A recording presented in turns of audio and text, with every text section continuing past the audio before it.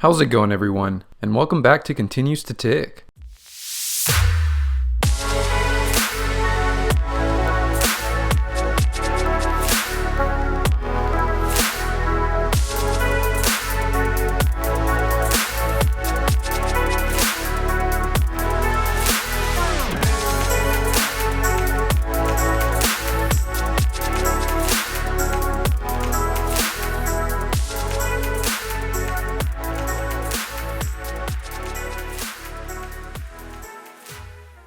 So here we are now, in the last week of August 2021, and the only unfortunate part of my day today is the realization that it seems like potentially, once again, I didn't feel as though I was able to take advantage of my summer.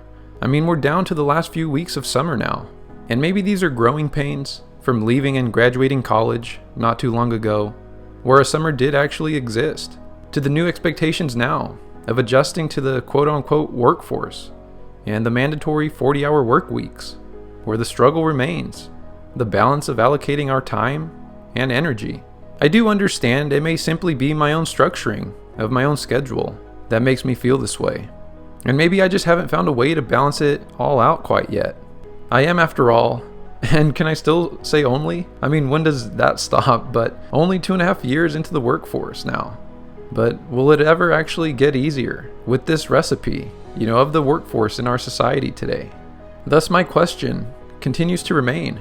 If you work a standard 40-hour work week, commuting to and from work, is there really enough time left over to live? But before we go any further, just a small reminder to hit the subscribe and like button if you haven't yet already.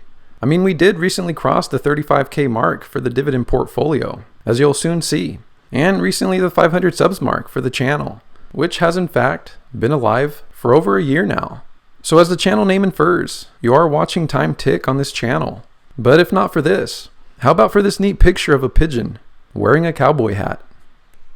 Now, let's cue the music, let's add the visuals, let's dive into this a bit.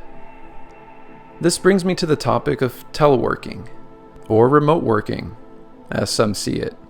I actually had the opportunity to experience this aspect of the workforce this last week for myself, while on quarantine.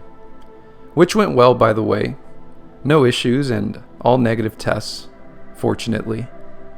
But having had this experience, I finally got to see what everyone was talking about, as most who have tried it typically enjoy it. And as long as you can structure your day without someone else's input to keep you focused, you'd normally guess why that'd be the case. And before anyone curiously asks, "Hey Jesse, I thought you were a registered nurse. How is it that you could work from home?" Well, being a nurse in a prison is such an interesting place of employment, to say the least. And I can make a ton of videos on this topic alone. It's its own tiny world inside a correctional institution. But as a nurse in there, there's a variety of job titles one can hold, apart from working as a floor nurse. I'm also assigned to the appeals and grievances department, which is a lot of desk work, which I usually do sitting at a desk anyway. So in short, a job I can do from home, as long as I'm provided a work laptop, which I was. With this said, having had experienced this level of independent working from the comfort of my own home, well, it really provided a taste of freedom, in a sense. And while my partner, she already works from home full time, so it was nice to have that alignment with her also, and a taste of what freedom may or would look like together. You see, with my goals, ambitions, personality, and ideals of time, working remotely was such a gift. To me, it felt like I was hacking time, honestly. It felt strange but comfortable. I was still getting paid to work as usual, but from the comfort and privacy of my own home this time. Which, unlike being physically at work, I can control my home environment. Don't get me wrong, I actually was more productive work-wise, and all. I was secretly able to multitask, throw some clothes to wash in the background, prep a better lunch, get a longer sleep prior to work, enter work with more energy, and simply able to see my partner and Archie, our dog, more, having more energy for them. Oh, and get this, I was actually able to use my cell phone during work hours, as it's illegal to bring a cell phone onto the prison grounds, right? I mean, who knew? So yes, every day I go to work for 8 or sometimes 8+ hours on the double, when it's mandated, of course. No, I don't really volunteer. I don't get to look at my phone. And you can say, well, aren't you sitting all day? Well, kinda. But I can also stand up, move to a new location in the house when I want to. Maybe take a breath of fresh air outside if I feel I need it. And sure, I may sit a lot, but since I was in the comfort of my own home, I now had more energy for a longer workout as soon as I clocked out.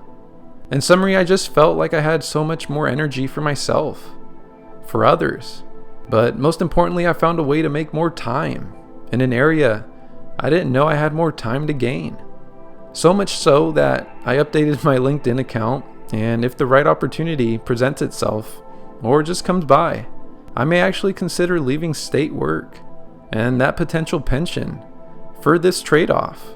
Huge decision for me, for sure, if it does present itself, but there is so much intrinsic value to be gained from remote work. It's hard to actually put a price on it. But given how much importance and value I place on time, teleworking is a great alternative to get some back while still needing to remain in the workforce. So I'm curious. Leave a comment down below sharing your experience with teleworking, if you work remotely or have before, or just your thoughts on whether you think you'd like it or not, if given the opportunity to try. As for me, the journey continues of going into work 5 days a week until the day arrives where I may not have to anymore. Now, just as we always do, let's make our way into the portfolio review for this week. So here we are in the Jesse's cash flow portfolio. As mentioned earlier, now crossing the $35,000 mark, currently sitting at $35,184.98, with a return of 38.56%. This equates to a total portfolio gain, according to M1 Finance, of $5,548.16. Of this, from market gain alone, we're hovering slightly below the 5K mark at $4,997. And from earned dividends, we've crossed the $500 mark, which is pretty awesome. We're at the point in this portfolio where we have over a year under our belt, over a year worth of progress, over a year worth of drips. And this is the result of that. And I haven't been selling any of my holdings really since that time.